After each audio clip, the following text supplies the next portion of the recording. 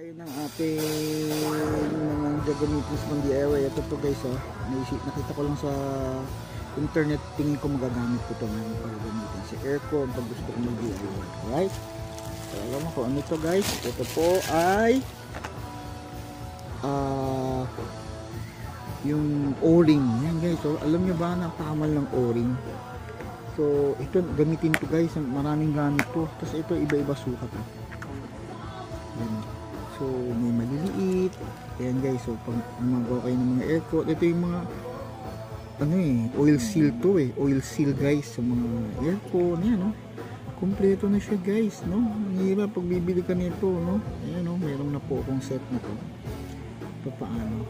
Ayan, kaya ito magagamit sa aircon. Kunyari, alam mo sa aircon nakita ko kasi yung ginawa nila, kaya ako nagka-idea, sabi ko yun lang pala yung ginagamit na nililinis tapos pinabalitan uli ng ano ng O-ring lang yung ginagamit nila pang seal dun sa para hindi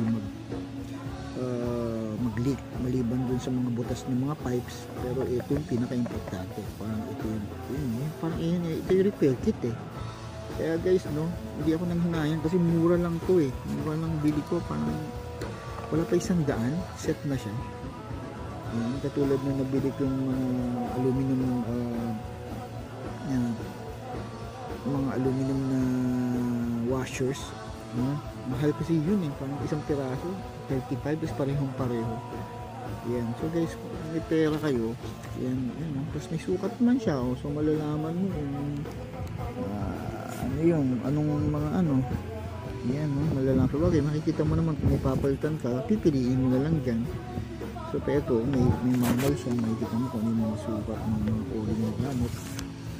Yan.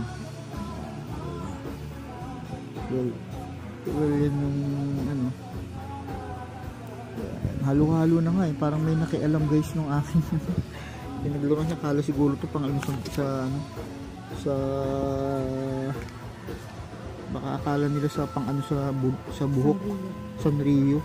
Nawala yung mga dito ayan ang mahirap yung Sanrio, yung napakatigas para gawing Sanrio to. Ayan guys, ang ganda.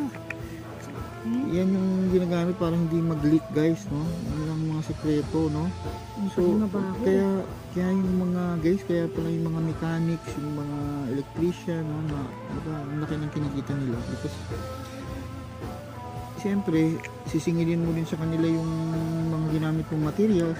Is pag bumili ka nito per piece, mahal po ito pag per piece binili.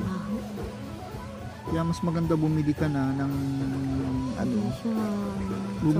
bumili ka na ng ng set kasi makakamura ka pag set binili mo. So yan guys, nakita nyo naman no, ganun ako ka-advance kasi alam mo yan, siguro may edad ka gusto mag-trip kaya hindi ka masyadong at least may mga magagawa ka electronics kung ano man. Ayan, kaya kung hilig ko mag-experiment, mag-explore sa solar o ano man. Ngayon ito naman yung mga tools mga parts yan, nalulog ko pag nakita ko nagagamit, pag titingin-tingin ako sa online, binibili ko na in advance para alam ko kasi magagamit ko yan in the future na halo-halo lang siya.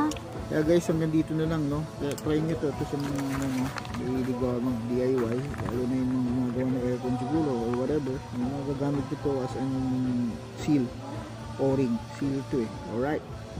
Kaya guys no, kayong kasi mas makakatipid kayo kung sa inyo na yung mga, kasi pa nagpapagawa talaga mas makakamura kayo kasi kung kayo nabibili nung parts. Kasi minsan yung mga gumagawa, pag sila pinabili mo, syempre tutubuan nila yung pamasahe nila, pangkain nila, so doble gastos. Ngayon ang technique, online lang guys, nag-research lang kayo, basa-basa ng konti, ayan, ito, yan, malalaman nyo na mayroon palang makukuha ng mga murang parts at sa mga tools din. Ayan guys, dito na lang.